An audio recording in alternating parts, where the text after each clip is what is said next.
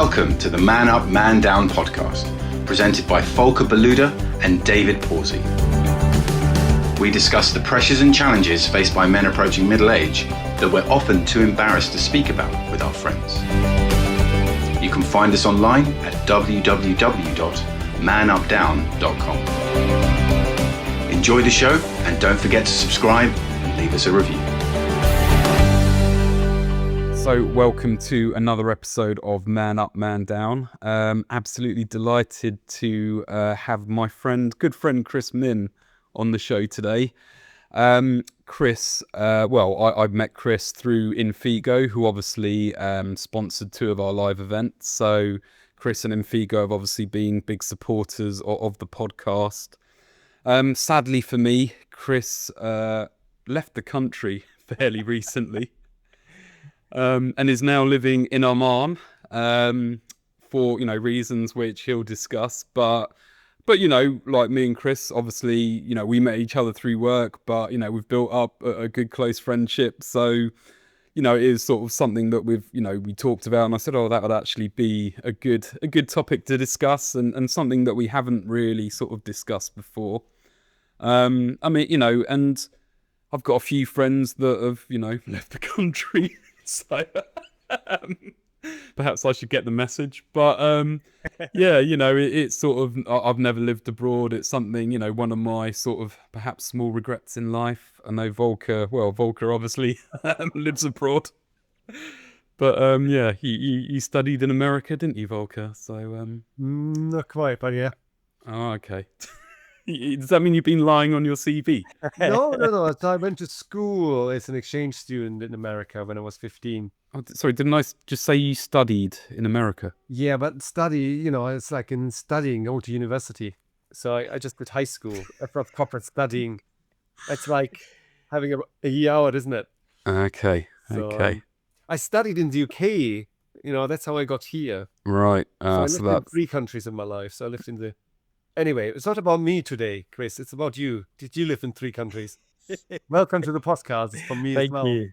Can I just say, gentlemen, first of all, thank you for the amazing work you guys are doing with Man Up, Man Down. Yes, we've supported it from an Infigo standpoint, and obviously you featured on a Sheep for Brains episode recently as well. But it's fantastic, and it's going strength to strength, and we need this. So thank you so much for what you do with this community. Thank you, Chris. Yeah, thank you, Chris. Much appreciate that. What do you want to know then? Well, yeah. Why are you in Oman? Well, first of all, just for the record, I didn't move to get away from you, David. Okay, you're probably on the very small list of things that we miss from our move. That's quite an expansive question. There were so many factors at play, shall we say. The Middle East was always something we wanted to try. We wanted to, at the heart of our motivation was the children. We wanted to give them a better start in life. And it was probably last October where we were away for our wedding anniversary, and we just stopped for a minute, and we felt we were on a bit of a hamster wheel. Both had fairly good jobs, but we just weren't progressing, or we weren't enjoying life, and things were tough. Young family, good jobs, but it shouldn't be as hard as it is. And we managed to get away for a weekend for our wedding anniversary, and we stopped and we just went, what are we doing? Like, what are we doing? Where are we going? And it was quite a cathartic process where we sat down and we analyzed things honestly, very honestly, and we weren't particularly happy, not within our relationship or with our family unit. We were very happy, but it shouldn't be the way it was. So we started to investigate what the options were, and we both agreed that we were going to do it with an open mind without any prejudice, and we were going to look at things from a different perspective. And the more that we peeled back the onion, the more that we could see there were many options, and many people were already leaving the UK and were happy. And we're in an information age where you can get answers to any questions or any queries or concerns very, very quickly. And we watched hours and hours of YouTube videos of people that had documented their moves abroad. We spoke to them, we messaged them. We asked crazy questions like, what's the cost of a pint of milk? What's it like during Ramadan? What's it like being an expat? So many random questions that just would come through your head, and we just ask them. So, and very quickly we built a picture, or got a consistent picture, that actually there was a lot of opportunity abroad, and we began to look at the Gulf states, predominantly. I think we both wanted a bit of the sunshine, but also from a point of view of UK education. The British schooling system is really respected out in the Gulf, and that was something that we felt quite strongly about. So we decided to move quite quickly on this, because our eldest was going to be hitting 5 last September, and we felt that if we were going to do it, we had to move fairly quickly so she could start school, and really kind of get the most out of that move. And then our youngest, who would be 2, could then start her journey as well. So that was where it all began. And then it's been amazing since, to be honest. Obviously you mentioned that you both have, good jobs. What was the conversation like with your employers? What was it, the fact that there were opportunities out there? Yeah, I first of all, I'd say there's a lot of people going for work out in the, let's say, the GCC, the Gulf region, right? So that's a group of countries which is made up of Saudi Arabia, Bahrain, Kuwait, Oman, Qatar, and UAE. So your Dubai's, your Abu Dhabi's of this world. Everybody wants to move to Dubai right now. The place is really it's amazing. There's a lot going on. There's a lot of opportunity. We weren't looking for that. We were looking for something that was a bit more balanced, where we could have a good family life. And actually, at the core of the reason for moving was to spend more time as a family unit. Because when I sat down with Steph during our wedding anniversary, we were identifying that we weren't getting that time together. And I felt very disconnected, David, because as you know, you get on the hamster wheel, and then you're going to the office, and then you're there, and you get back, and then you don't get back till sort of 7 o'clock, and then the kids are going to bed, and you go from day to day to day to day.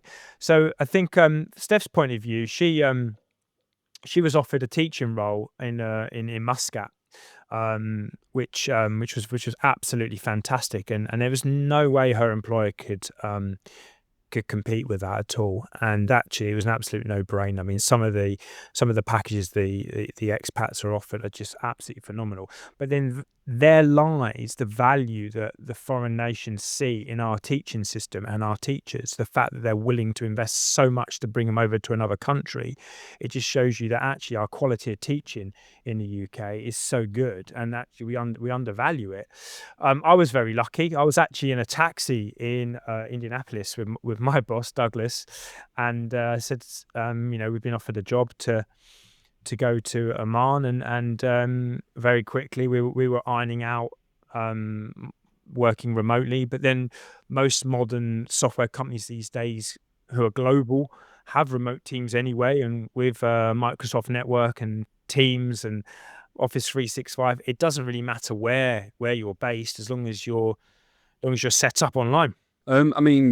Obviously within Figo, a lot of the team is remote, and you were sort of one of the few people that was in the office like every day. Yeah. How have you found that, sort of from being in an office to working remotely? Yeah, it took a bit of adjusting. I felt a little bit actually there's a little bit of kind of remembering COVID a little bit, being stuck at home and having to deal with some things or see things I didn't want to see, and just getting that time to sort of focus. That was hard. But you can't have it both ways. You can't have the lifestyle you want, and then you got to balance it all up. And excuse me, that took a bit of getting used to, but it was fine. It was fine. Like the good thing with Infigo, for example, is they're very well set up to manage their teams remotely. If anything, they rallied really well during COVID when they shut the office and everyone relocated. So the infrastructure's there. That was fine. I had to get used to the time difference because we're 4 hours ahead out here. So that took a bit of organizing, and then adjusting sort of sleep patterns and things. Everything happens a lot earlier in the Middle East. We're up at about 5 a.m. Every day because school starts, a lot earlier. So, but yeah, it wasn't too bad really, David. Again, it's a very small changes or sacrifices for a better life overall. So yeah, no complaints really. I get up at 5 every day. Yeah, so you're a superstar. That's why I don't do it out of choice. Well, I'm mad. That's why. I didn't want to say that because So when does school start in Oman? about 7 o'clock. Okay. Yeah, So- about 7 o'clock. Yeah, but that's mainly because of the heat. Yeah, fair enough. Yeah. In Germany, we started at 8. Yeah. But nothing to do with the heat. No. Also, it also gets dark a lot sooner out here as well. Oh, really? So yeah, so generally about 5:30ish, 6 o'clock, it's always dark. Okay. So and a lot of people don't realize that even in the summer, it's Yeah. the daylight hours aren't very very long. But it's warm. Oh yeah, God yeah, yeah. It's a huge difference to the UK, right? So Oh yeah. I mean, it can be midnight and it's at least 25 degrees. So yeah. yeah. So it's too warm. Well, you get used to it. Actually, that's a good point. Just to share that with you, actually, Yeah. it was amazing how quickly the kids acclimatized. Right. We moved out in August and it was like 47 degrees, and the kids were amazing with it. And by about mid-October, my wife and I had started to get used to it. And again, you just adapt, and you learn to adapt a different way. You learn to sort of change your habits. You're more hydrated. You're driving air-conditioned cars. You're looking for shade, whatever else. You're just being sensible. But it's amazing how quickly the human body does adapt with the right mindset. So what have been the biggest sort of, well, obviously you talked about, the temperature, starting school earlier, getting up earlier. You've also sort of talked about how, there's a big sort of expat community. What have been the sort of, the cultural differences that you least expected, or, are there sort of any misconceptions? Oh my goodness, David, there are so many misconceptions. First of all, the Middle East is nothing like the media or culturally how we portray it in Europe or the UK. It really isn't.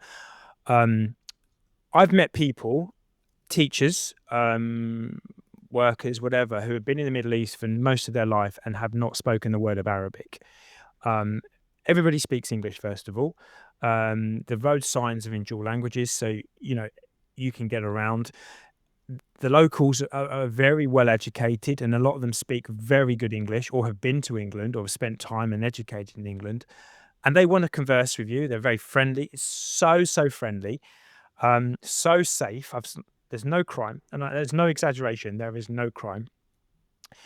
And you've never seen streets or public places as clean as them in the Middle East. There is so much pride and a sense of standards and belonging, which is so good to bring your children up in. And this was one of the major drivers for when we were raising 2 young girls. And the biggest annoyance we heard was, "Oh, you can't bring girls up in an Arabic country. Oh, you can't bring girls up in a Muslim country." And it's almost insulting, because actually they're safer and respected more here than they are at home. We'd worry about letting them play out in the street in the UK, in Sussex, but they've had more outside activities, playing, meeting with other children and stuff out in the Middle East, and it's so safe. And they're doted on by everyone. You cannot walk through a shopping mall without people coming out the shops, giving them free things, giving them sweets. It's the kids are held on such high regards in the Middle East. So that was annoying to hear all that negativity around, bringing young females into society, and that potentially we're putting them in harm. So that was annoying, because actually it's the opposite. So that was a big misconception. The expat community is unbelievable, and we didn't realize how supportive, how warm it would be. The social scene is unreal. We have more sort of social activities now than we did when we were in the UK. The irony was at Christmas. Celebrating a Christian holiday in the Middle East. We went to more Christmas markets than we did in the UK. We had more Christmas parties. Yes, we drink alcohol. So much alcohol. All these honestly, like, it was brilliant. It was brilliant. And what I loved about the winter, it's in our winter, was that there was all these other religious holidays, and we all celebrated those. And then when it came to the Christian holidays, everybody celebrated those. And then we have Ramadan starting tomorrow, and we'll celebrate those. And that's the biggest misconception that I think is missed, that multicultures can live together and respect one another. And it can be done. It can be done. Are you telling me that the Middle East is woke, Chris? Is that what you're saying? Oh, definitely not woke. Definitely not woke. I'm not saying it's perfect, but I'm saying it's got a lot of things right. And just that word respect is very important. You do not cross that line in showing disrespect, no matter what that person's beliefs are or religion. That is a universal no, and that goes ahead for all the other states, especially in UAE as well. Everyone should be able to be who they want to be without interference of somebody else, and there's the status quo right there. I mean, you already took a lot of questions away, right? I want to ask about Sorry. alcohol. Yeah. And alcohol. Yeah. Because I remember going to the UAE in 2006. Hindsight, I probably should have gone, right? The first gold rush back in the days. Yeah. And then I think there was one hotel, I think it was called the York Hotel. I need to Google it in a minute. They were selling alcohol, everyone else didn't. And you couldn't go on the beach. And if you snocked on the beach, you would get arrested. Yeah. And I think that has changed in the last 20 years, right? Which is really good. But Yeah. since you brought it up with your girls, is there an expectation for them to wear a headscarf, or that for you to take on more of a Muslim culture at all? Or is it no? That's a good question. That's a really good question. If I just come back to the alcohol point first. Yeah, so it depends where you are. So in Oman, we buy an alcohol license, and then that's that sort of it. We buy a license to say we're going to consume this amount of alcohol, and then we go and buy it from a registered dealer, and that's how it's done. That's how it's done, right? But I have to say, the culture and the weather and everything else, and the lack of stress, the requirement to drink alcohol has completely dropped since we've moved. So we don't feel the need. And also, I have to say, the way the shops are geared and the way and where it's sold and everything, it's not pushed as much. Therefore, you don't feel the need, right? So it's very, very different. So again, it's a social drink now. Whereas I think we could all admit, if we go back to some of the conversations that you guys have had on Man Up, Man Down during COVID, it became a daily occurrence just to get through the day. Yeah. I've seen that change, and I see that in a lot of the expats here, that they're a lot healthier because alcohol has its place in moderation, right?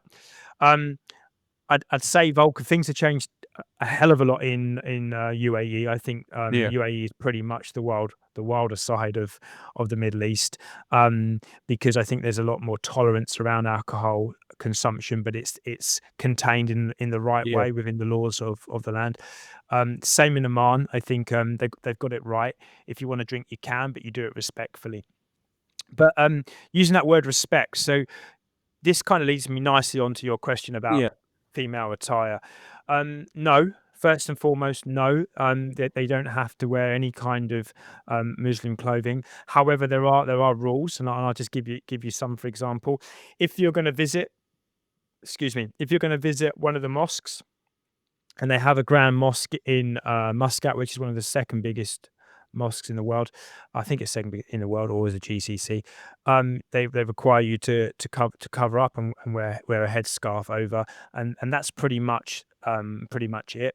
If you're going to the malls, all they ask for is that you wear more conservative clothing. So what I mean by that is cover your arms, shoulders, and and nothing above the knee.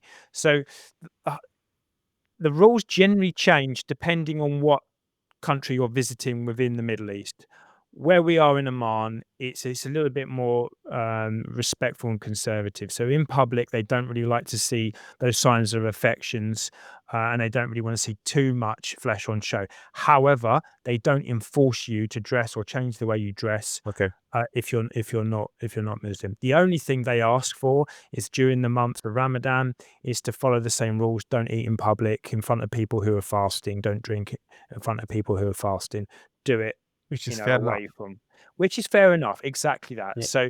So we pretty much, to be quite honest, we pretty much have carried on as normal. We haven't had to make any real concessions. If anything, we're probably doing more. We're more active and more social. I mean, that was sort of going to be my next question. I mean, you sort of talked about, oh, well, actually, the lifestyle means that you don't need alcohol as much. And you've sort of talked about, the temperature. It sounds like, well, and from previous discussions we've had since you've been there, it sounds like a very sort of outdoorsy lifestyle. And again, that's sort of the flip side of what something we talk about on here is, if alcohol is one of the things that can, man down, what is, the stuff that helps you man up. For me, sunshine, exercise. So, how much do you think, and I mean, I remember being in Australia, in my 20s, and that's got a reputation for a bit of a drinking culture. But I sort of remember, and I was thinking about moving out there, which is another long story. But I met my wonderful wife, so every cloud. Basically, I was like, oh, I could see myself here. And I could see myself living a very different lifestyle. I mean, how much do you think that has played into, well, say, not necessarily a desire to drink less, but your general sort of disposition, shall we say? Yeah, that's a really good question. I think first and foremost, it's a series of factors, right? So it creates balance. So what happens is there's 3 or 4 changes, and they all add up to make an overall picture. So we have reduction of alcohol intake because we don't need to, right? We have a reduction of stress because financially we're slightly better off. We're less stressed from many of the other reasons there. You guys know from the work you do with Man Up, Man Down that straight away stress reduces, and then you have more time with partners, and you have more time for yourself. Then your mood will improve. So you've now got reduction of alcohol, reduction of stress. You're more active. Your mood's better. You're happy. It's like an ecosystem, if you like, of elements which all change the minute you step off the aircraft. Now, there are stresses when you arrive because you have a lot to sort out. Now, we were very lucky that the school took care of a lot of the visas and housing and everything else, hire cars. But then as you transition off of that and you become more self-sufficient, obviously you have a few things that you have to rally to get sorted. But the overall picture, and again, let me just ascertain, it's not perfect, but it's a lot better than where we were a year ago. And I think, and that's why we give a very positive outlook on it, because we've got balance.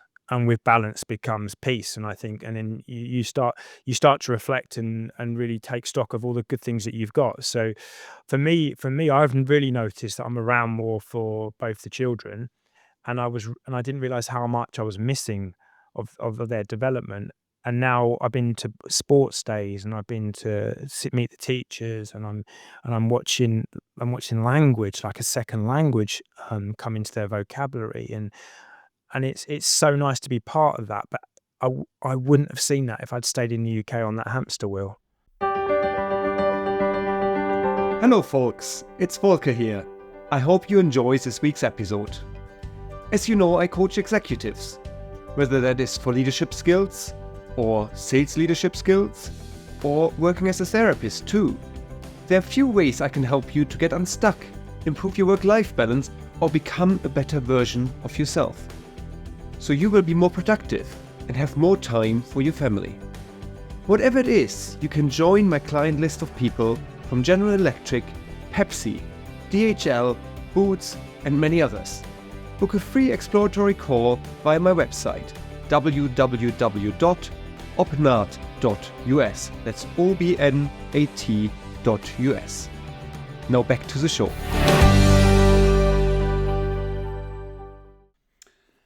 Do you think that having a move has enabled you to reset your boundaries? Or, is it... I mean, because I think, you made an interesting point about stress, and, often, for me, it's almost having the stress makes me feel that I haven't got the space when, and then it's almost my reaction to the tasks that I've got makes me think that I haven't got time to do anything else. Whereas actually I do, so do you think it's almost like taking you out, just putting yourself in a different environment has enabled you to, has sort of freed up your mental headspace? Or is it just being in or is it the fact that, you're not in the office, so someone can't say, "Wait, where are you going?" I think that's a really big question. And I think it's quite a deep one if I answer it honestly. I think again, I come back to the rat race and this hamster wheel, and I think I think our lifestyles in the UK create stress, and I think we still work in quite an archaic way, and I think we focus on the things that don't matter as being the soul and the soul of our lives, and work unfortunately becomes that.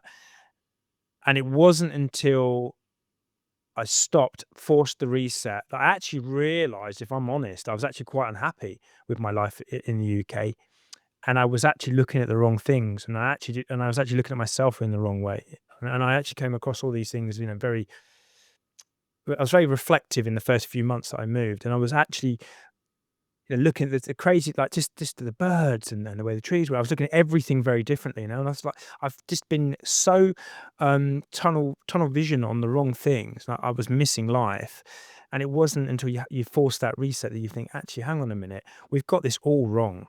And then the minute you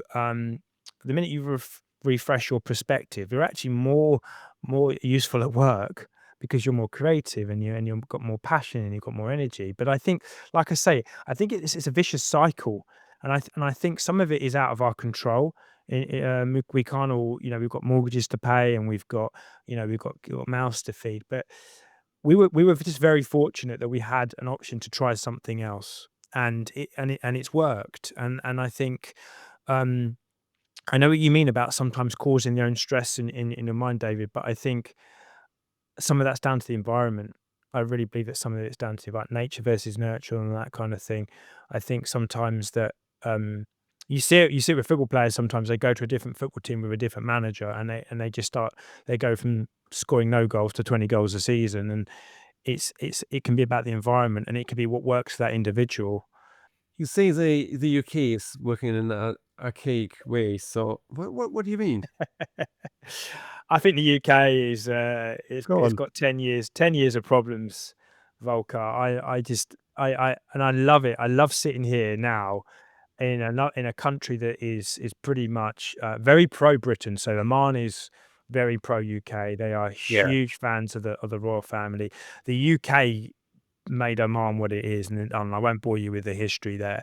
But what Oman celebrates of the UK is a bygone Britain, and that's not the Britain that we left. And I think the UK right now is it's got 10 years of grief before it can iron out the mistakes of this government that you've now got, and the previous government. So, but my point being is that I was very fortunate at Figo that we worked a 4-day week.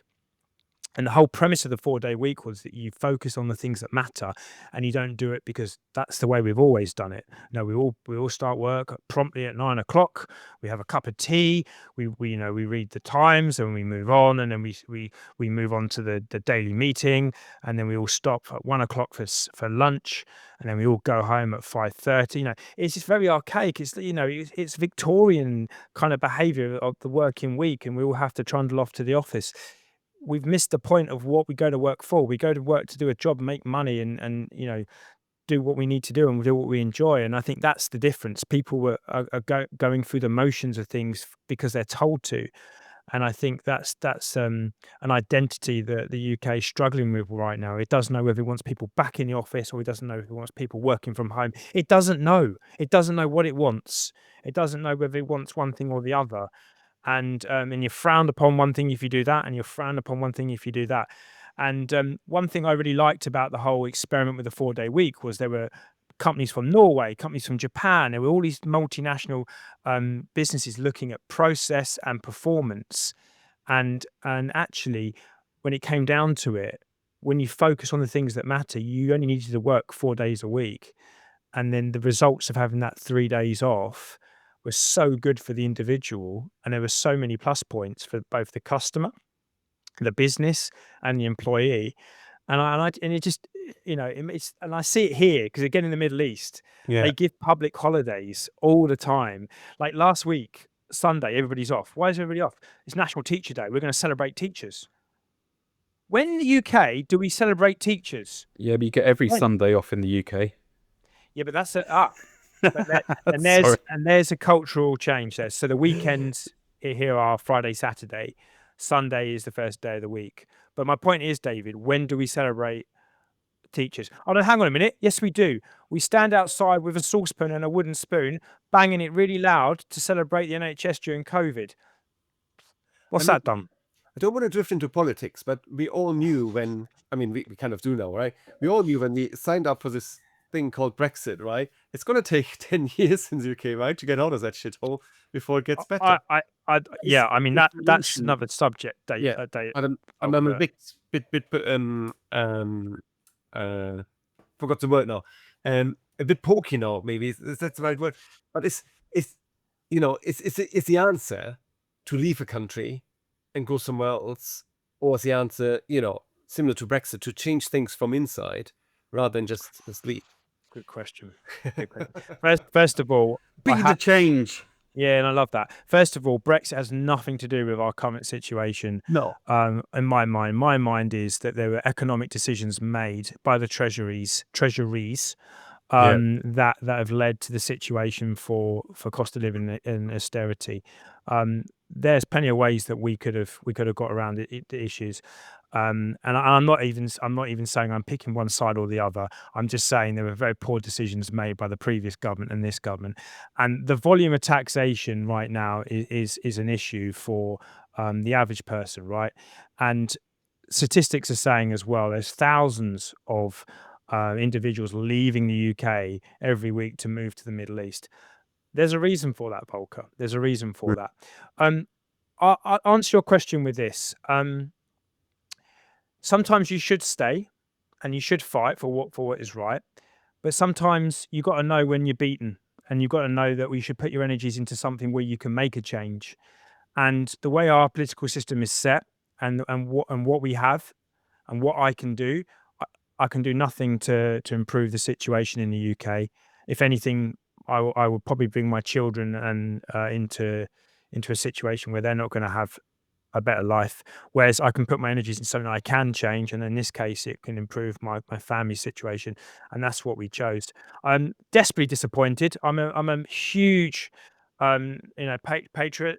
I love Great Britain, but I'm desperately disappointed with how it is. The last 10 years really have just been disappointment after disappointment, and it's like one of those it's like one of those broken marriages. Like, how long do you keep staying for? Do you know what I mean? Before you just accept the fact that you don't love him anymore. So No. I mean, I was a bit provocative, if I say it deliberately. I mean, what should I say, right? I just left Germany and fucked off myself, right? I didn't say that, but you You can, so, there's no reason I wouldn't fuck off from here, right? But, got the passport now that can go somewhere else. I like Germany, by the way. Just And I love Britain, by the way. That's my problem, right? That's why I'm still here. I like Munich. The point, right? It's not, and maybe we're drifting too much away now from your story, but No. we're not on growth trajectory. Neither is Germany, for that matter. Neither is the whole of Europe. Yeah. So it's nice to go to countries, and I don't know much about Oman. To be honest, I had to actually Google it to find out where it actually is in the Middle East. Yeah. But it's a great, so many people going to Dubai, and the second gold rush, and there were reasons why I didn't go in 2006, and there were reasons why I should have gone. There were reasons I was thinking of going to Australia and never did, right?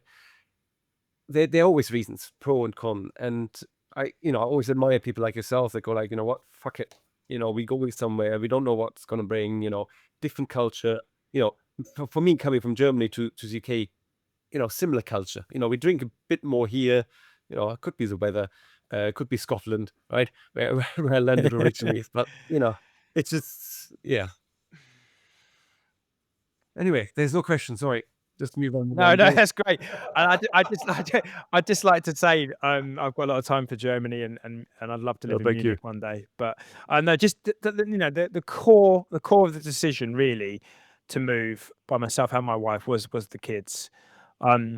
We had an opportunity to give them a better education and an earlier education, and there is the key, earlier, because the sooner we can get them learning languages, being around different people from different nationalities, the better it's going to help them in the future. And going back to the problems in Europe, and I know we don't want to get political, but Europe is so confused right now. We have political parties springing up, socialist, communist, right wing, fascist. It's not a stable place right now, and actually, it's about you said about change. How do we change the next generation? Well, we've got to make them more susceptible to other cultures, other religions, and being around people, and actually understanding, can they speak other languages? That's something that I felt in the UK. We have it very easy. I mean, I come over to the Middle East and I'm talking English, and I'm living a normal life. That's wrong, really. That's wrong. So for our children, they're now learning another language as well as English. My 3-year-old is already speaking Arabic. Okay, 3. She starts school in April. She's 3. She's 3. I was still playing with Duplo bricks at 3. Like this is the motivation, and that's where the change from within is coming from, because it's all about putting them first. I mean, it's again sort of something that we've spoken about and you've touched on in this conversation. But it is the standard of living, and sort of something that you said was, well, yeah, you just said that the standard of living is completely different. And Yep. again, this is sort of something that I've talked about, how sort of the kind of job my dad had. Yeah. And he, well, buying a house, like all these things were so much more achievable with, and I'm saying inverted commas, like a normal job. Whereas now it is almost like, you've got to, be, and the thing is, I think, I don't know the exact figures, but even like the top 10%, 5%, or even 5%, or certainly the top 10%, you can be in the top 10% of income like generators and still feel skint. like we'll still be, I know that someone in that situation is very different to someone on minimum wage that's, reliant on universal credit, etc. Yeah. But I mean, that sort of seems to be the biggest sort of issue in this country, is that, you can have two people on pretty decent wages, on, seeing that, at the top of their game, so to speak, and still, Struggling. Yeah. and this is sort of a slightly different sort of issue, but you sort of mentioned about respect, and I've been to the States a couple of times recently, and the thing that really stands out for me is sort of the number of police that you see, and that, obviously America's got its own issues, but it's sort of, whereas in the UK, well, I know how, roughly how many police officers there are in my area, and I'm like, if I wanted to do a bank job, I'd just, cause a distraction in one end of the county. Knew that. Cut that from the recording. But it is like, I don't know, it's gone from, the penny pinching, and it's sort of all I don't know the point that I'm trying to make, but it does seem that we've had these years of austerity to balance the books, and we've we're in an even deeper mess. Yeah. And it is, well, I just think it is, it's bad that people with decent jobs struggle, but it's like, well, actually, there's people that with less education, and I'm just going on a bit of a rant now, but my daughter recently sort of had her careers fair, and she sort of showed me the list of the companies there, and I was just like, well, if this is the extent of the ambition that children in this area get, it's like, no wonder people are sort of stuck in this sort of, and I guess, it's almost like I was well into my career or into my working life before I became aware of what the variety of jobs there are out there, and it is, I guess, driving force for me is to sort of expose my children to as much variety as possible, and sort of, well, if you go and see a film and you see the credits, it's like, oh, well, they're all people that worked on there. So, you could get a job in Sainsbury's, or, you could get a job working on films. And obviously there's going to be more competition for those jobs. But it's, and I know you've sort of talked about, the education system being, envied, like in the Middle East. But I have big issues with our education system. And I think, people that aren't necessarily academic or neurodiverse, dyslexia, there's like kids that are basically put on the scrap heap from the age of 13. Yeah, but it's not, sorry to interject there, but it's not, it's the education syllabus, but it's not delivered the way it's delivered in the UK. That there's some key differences here. The teachers are resourced properly. Okay, they're resourced properly. They haven't got the same size classrooms. Oh, again, there we go. In a class, there's more. There's teaching assistants for every teacher. Like it's the blueprint, the British blueprint, but it's delivered with the correct resources in the correct way. So I'm sorry to interject, but I want to set the scene here. That actually, it's how we dream education should be. Well, you've provided a great answer to my complete non-question there, Chris. Thank you. Listen, I think, just to going back to the austerity point, that's exactly what I mean. These two different governments, and like you say, one government has already said that we've got to pay back everything else. And what I see here in Oman is there's the class system's very, very close. Okay, so that you don't really, everyone's pretty much very level. Okay, then the top earners are taxed. Okay, so there is tax to pay in the Middle East, but it's normally the super rich that pay the tax, and it's then normally what we would call middle class to lower class are not taxed. Okay, so that's why it's a lot easier to get on out here, because there isn't really a class system. They don't believe in taxation on things like fuel. Now, yes, obviously, it's cheaper to do fuel in the Middle East because this is where they get it from. This is where they drill it from. However, when you look at the breakdown of the cost per litre in the UK and you look at the cost per litre in Oman, there's still 80% tax going on the UK petrol price, right? So we could, if we wanted to, bring down the taxation on fuel and make people's lives that little bit easier when they've already got so many things coming out. So, it's also things like food and the way businesses in the Middle East are regulated, so they can't just hike up their prices, right? That's another thing. So people say, oh, it's a dictatorship style state. Well, you could say it is, but actually what they're doing is they're also controlling the big companies as well to keep everything on a level. So it's all, again, I come to the word about balance and respect. They allow people to earn money, allow you to keep your money, but they also make sure you don't push the boundaries and do things that are wrong. So it's not for everyone and it's not perfect, but for us it works. And to be honest, a lot of things you mentioned and just now as well, again, right? It's similar to Singapore, right? Yeah. It's obviously different culture. Singapore is different culture than the Middle East, right? But I think let's just face it. I think it's great. I would come to an end, unfortunately.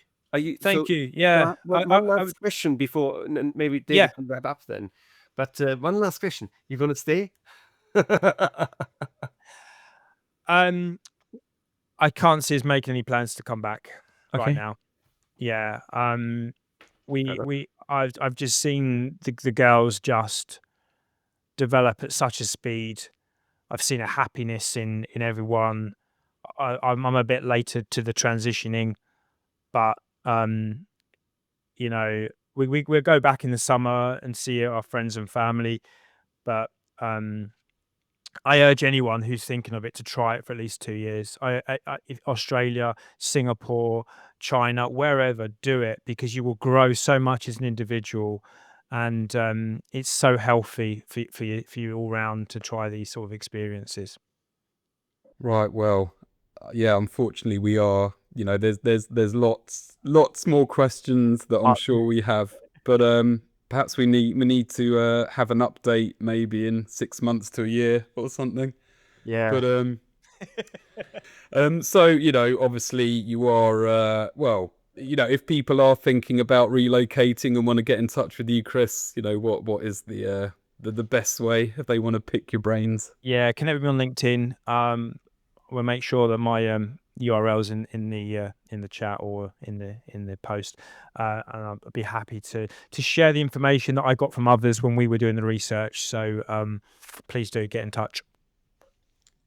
I thought you would have a YouTube channel now, but no. Thanks for being on the show, Chris. That was superb. Thank you. Thanks, guys. Keep doing what you're doing, though. Honestly, it's so important, this. So, yeah, we love you. Thank you very much. Oh, good cut. Thanks for listening to this week's episode. Feel free to reach out to Volker or David via our website, www.manupdown.com or podcast@manupdown.com, with any feedback or to let us know what topics you'd like us to cover in the future. Hear you again soon.